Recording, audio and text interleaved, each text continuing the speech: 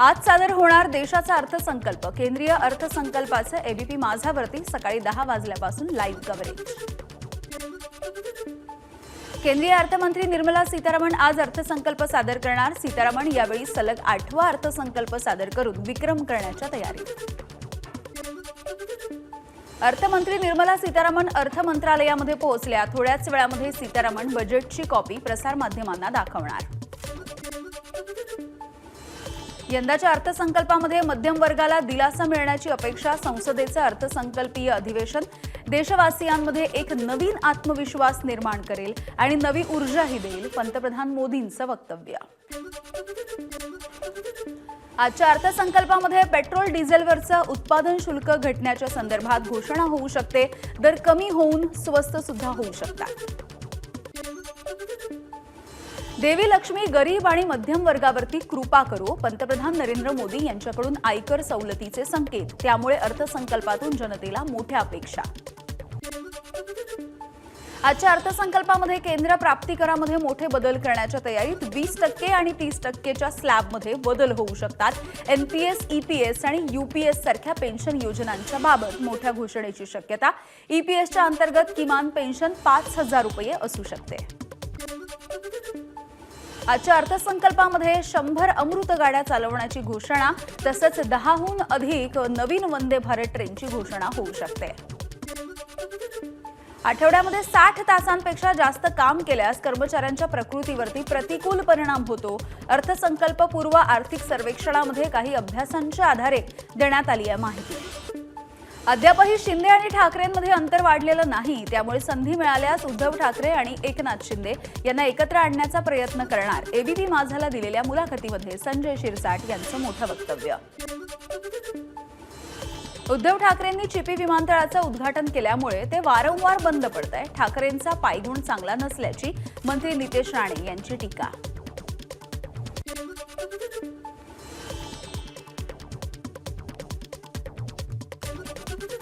राज ठाकरेंनी सरकारला केलेल्या प्रश्नांच्या संदर्भात सामनामधून समर्थन.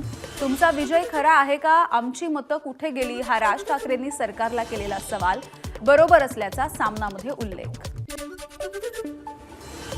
राज ठाकरे यांच्याकडून संगमनेरच्या मतदारांचा अपमान. माजी खासदार सुजय विखे यांची प्रतिक्रिया. राज ठाकरेंनी बाळासाहेब थोरातांच्या पराभवावरती केला होता संशय व्यक्त. उपमुख्यमंत्री अजित पवार आज बारामतीच्या दौऱ्यावर. अजितदादांकडून शहरामधल्या विविध विकास कामांची पाहणी. रायगडच्या सत्तेतील आमदार, खासदार, मंत्री हे आपापसामध्ये भांडण्यात व्यस्त आहेत. शेकापचे माजी आमदार पंडित पाटील यांचं टीकास्त्र. विकासाच्या विविध योजना निधीच्या अभावी फेल ठरल्यात. पंडित पाटील यांचा आरोप. लाडकी बहीण योजनेच्या अंतर्गत बनावट लाभार्थी नोंदणीचा गैरप्रकार निदर्शनास. महिला बालविकास मंत्री अदिती तटकरे यांची एक्सपोस्ट. तर कोणत्याही प्रकारची फसवणूक केल्यास कारवाई करण्याचा तटकरेंचा इशारा. लातूर जिल्ह्यामधल्या 25,136 लाडक्या बहिणींचे अर्ज रद्द. योजनेमध्ये पारदर्शकता आणल्यामुळे अर्जांची छाननी. निवडणुकीपूर्वी जिल्ह्यामधल्या सुमारे 5 लाख लाडक्या बहिणी लाभार्थी. मालवणमधल्या राजकोट किल्ल्यावरती छत्रपती शिवरायांच्या पुतळ्याची उभारणी 15 फेब्रुवारीपासून सुरू करण्यात येणार. राजकोट इथे चौथराचं काम सध्या युद्धपातळीवर सुरू. प्रसिद्ध बिल्डर आणि मंत्री मंगलप्रभात लोढा यांच्या दोन्ही मुलांमधील वाद मध्यस्थांच्या मार्फत सोडवला जाणार. त्यासाठी न्यायालयाकडून 5 आठवड्यांची मुदत. सर्वोच्च न्यायालयाचे माजी न्यायमूर्ती करणार मध्यस्थी. जुन्या एल्फिन्स्टन पुलाचं तोडकाम विद्यार्थ्यांची परीक्षा झाल्याच्या नंतर करा. आमदार आदित्य ठाकरे यांची मुख्यमंत्री फडणवीसांकडे पत्राच्या माध्यमातून मागणी. पंकजा मुंडेंचा आज जालन्यामध्ये दौरा. पंकजा मुंडे यांच्या अध्यक्षतेखाली जिल्हा नियोजन समितीची बैठक. सकाळी 11 वाजता जिल्हाधिकारी कार्यालयामध्ये या बैठकीचं आयोजन. शालेय शिक्षण मंत्री दादा भुसे आज मालेगावच्या दौऱ्यावर. विविध शाळांना भेटी देऊन घेणार शिक्षण विभागाचा आढावा. एमएमआरडीएच्या कार्यक्षेत्रामधल्या विकास कामांना आता ऑनलाईन परवानगी मिळणार. ऑफलाईन परवानगीमुळे होणारा विलंब टाळण्यासाठी हा महत्त्वाचा निर्णय. जानेवारीमध्ये मुंबईमधल्या मालमत्ता नोंदणीने गेल्या 13 वर्षांमधला उच्चांक गाठला. मुंबईमध्ये जानेवारी 2025 मध्ये 11,773 मालमत्तांची नोंदणी. आजपासून रिक्षा आणि टॅक्सीचा प्रवास 3 रुपयांनी महागला. तसंच कूल कॅबच्या दरामध्ये 8 रुपयांनी वाढ. मुंबईकर प्रवाशांच्या खिशाला अधिकचा भार. मध्य रेल्वे मार्गावरती रविवारी माटुंगा ते मुलुंड अप आणि डाऊन जलद मार्गावरती मेगा ब्लॉक. सकाळी 11:30 ते दुपारी 3:30 वाजेपर्यंत मेगा ब्लॉक. रविवारी पश्चिम रेल्वेच्या जोगेश्वरी ते कांदिवली 5व्या मार्गिकेवरती मेगा ब्लॉक. सकाळी 9:30 ते दुपारी 1:30 वाजेपर्यंत हा मेगा ब्लॉक असेल. तर हार्बर आणि ट्रान्स हार्बर मार्गावरती रविवारी कोणताही मेगा ब्लॉक नाही. कल्याण आणि वांगणी दरम्यान FOBचे मुख्य गर्डर उभारण्यासाठी मध्य रेल्वेचा आज रात्री विशेष ट्रॅफिक ब्लॉक. शेवटची कर्जतची लोकल 11:51 CSMT वरून सुटेल. 3:30 वाजेपर्यंत ब्लॉक. कर्नाक पुलाच्या गर्डरचं काम पूर्ण. कर्नाक रेल्वे उड्डाणपूल प्रकल्पामधला महत्त्वाचा टप्पा असलेली 550 मेट्रिक टन वजनी गर्डर रेल्वे भागामध्ये बसवण्याच्या कामाला यश. मुंबईमध्ये तब्बल 30 तास पाणीपुरवठा बंद राहील. नवीन जलवाहिनी कार्यान्वित करण्यासाठी 5 आणि 6 फेब्रुवारीला जोगेश्वरी ते वांद्रे, कुर्ला आणि अंधेरीमध्ये पाणीपुरवठा बंद असेल.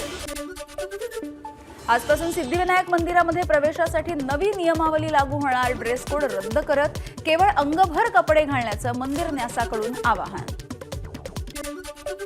माघी गणेश जयंतीच्या निमित्ताने सिद्धिविनायकाच्या मंदिरामध्ये भाविकांची मोठी गर्दी. सिद्धिविनायकाच्या मंदिराला फुलांची आकर्षक सजावट. माघी गणेश जयंतीच्या निमित्ताने अष्टविनायक पाली बल्लाळेश्वराचं मंदिरही सजलं. मंदिराला आकर्षक विद्युत रोषणाई. केंद्रीय मंत्री नितीन गडकरी यांनी घेतला सोलापूरच्या हुरड्याचा आस्वाद. सोलापूरमधल्या सिनाई कृषी पर्यटन केंद्रानं गडकरींना दिला सोलापुरी हुरडा आणि शेंगा चटणी. GVSच्या पार्श्वभूमीवरती नाशिक महानगरपालिका सतर्क. महानगरपालिकेच्या 2 रुग्णालयामध्ये विशेष कक्षांची स्थापना. कोल्हापूर जिल्ह्यामध्ये GVSचा आणखी एक रुग्ण. बसगडे गावामधील 13 वर्षीय मुलगा GVSचा रुग्ण.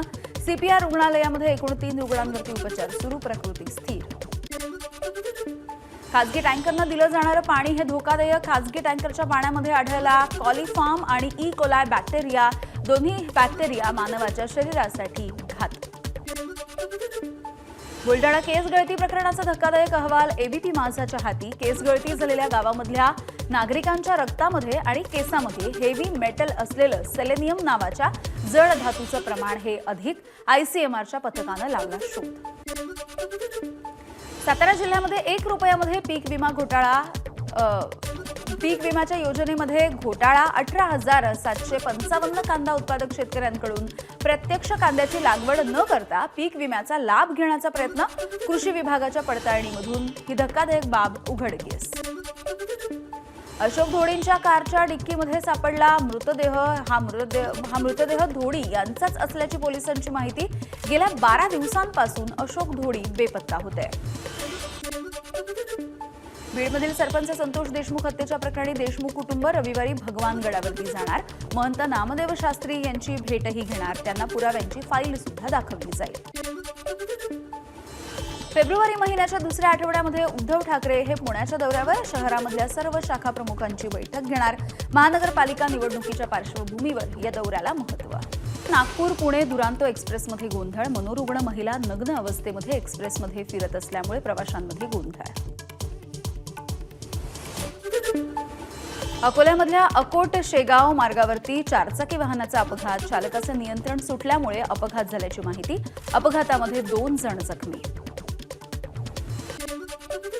साताऱ्यामध्ये अनैतिक संबंधांना अडथळा ठरणाऱ्या मुलाच्या हत्येचा कट रचणाऱ्या आईला अटक. प्रियकरासह मुलाला दारू पाजून दगडानं ठेचून हत्या करण्याचा प्रयत्न. आईसह पुण्यामधील 4 जणांना अटक. अहमदपूर अहमदनगर महामार्गावरती 2 कारची समोरासमोर धडक. अपघातामध्ये 3 जणांचा मृत्यू. बीडच्या केज तालुक्यामधल्या चंदन सावरगाव इथली घटना. नांदेडच्या किनवट तालुक्यामधल्या चिखली इथे कारवाईसाठी गेलेल्या पोलिसांवरती सागवान तस्करांची दगडफेक. पोलिसांकडून 6 ट्रॅक्टर, अवैध सागवान जप्त. दगडफेक करणाऱ्यांवरती गुन्हा दाखल.